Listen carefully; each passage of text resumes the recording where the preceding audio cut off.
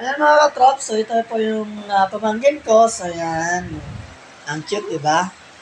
So ayan, wala po kaming masyadong ginagawa kasi ang lakas ng ulan dito sa amin mga katrops.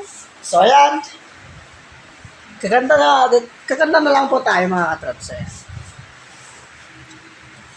Ako sa'yo, ikaw ay akin, ganda mo sa paningin. Ako ngayon'y nag-iisa, sana ay tabihan na sa ilalim ng puting